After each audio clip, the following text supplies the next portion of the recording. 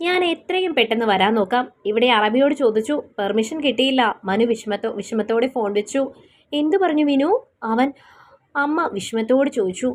അവൻ അറബിയോട് ലീവ് ചോദിച്ചിട്ട് കിട്ടില്ലമ്മേ. ഇനി ഏജന്റുമായി ഒന്ന് സംസാരിച്ചതിന് ശേഷം വിളിക്കാമെന്ന് പറഞ്ഞിട്ടുണ്ട്.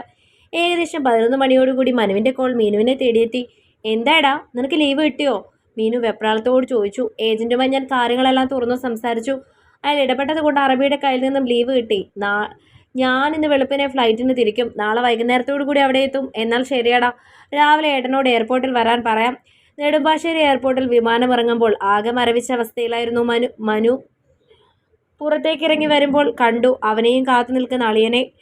അവൻ്റെ മുഖത്തേക്ക് നോക്കുമ്പോൾ സൂരജിന് പറയാൻ വാക്കുകളൊന്നും ഉണ്ടായിരുന്നില്ല.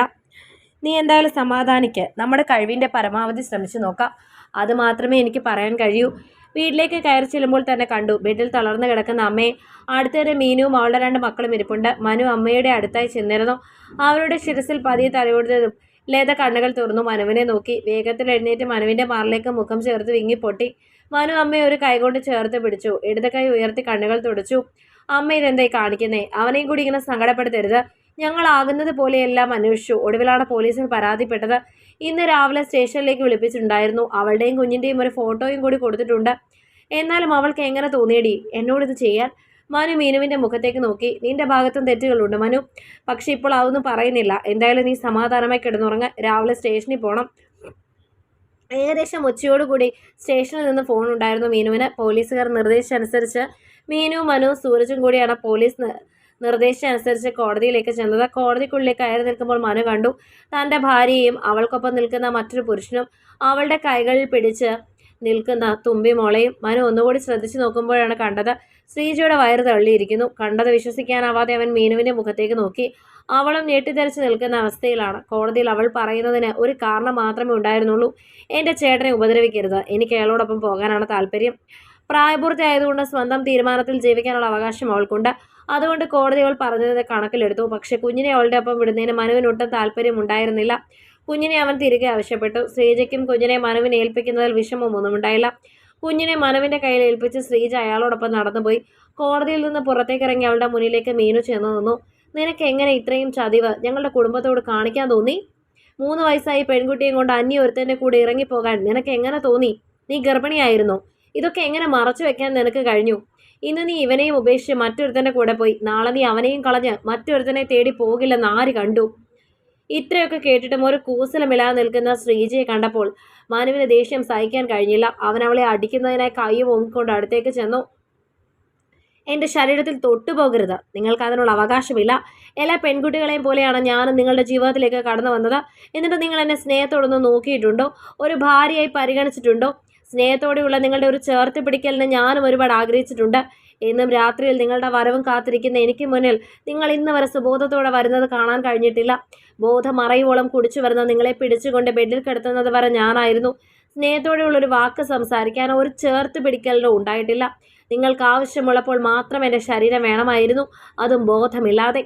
എനിക്കും ആഗ്രഹങ്ങളുണ്ടെന്ന് നിങ്ങൾ അറിഞ്ഞില്ല, അല്ലെങ്കിൽ നിങ്ങൾ അറിയാൻ ശ്രമിച്ചില്ല.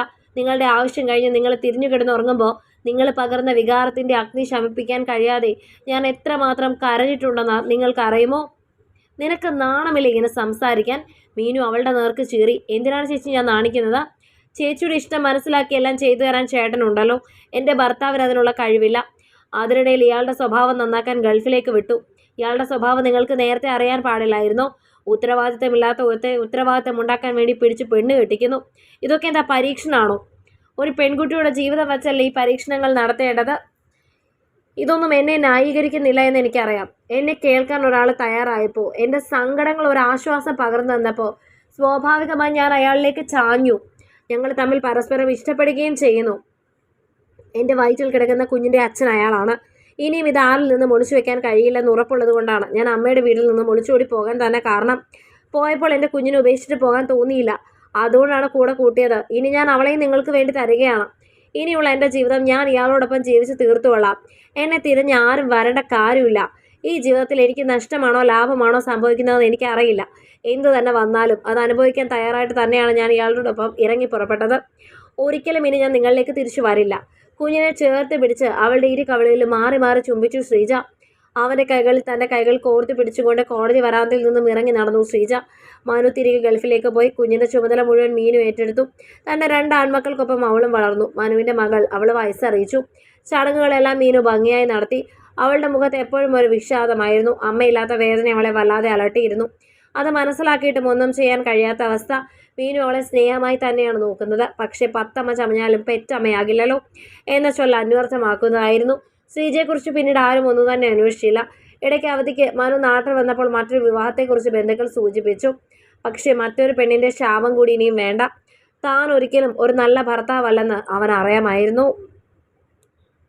കഥ നിങ്ങൾക്കിഷ്ടമായെങ്കിൽ ലൈക്ക് ചെയ്യൂ. നിങ്ങളുടെ അഭിപ്രായങ്ങൾ കമൻ്റായി രേഖപ്പെടുത്തൂ. കൂടുതൽ കഥകൾ കേൾക്കാൻ ഈ ചാനൽ സബ്സ്ക്രൈബ്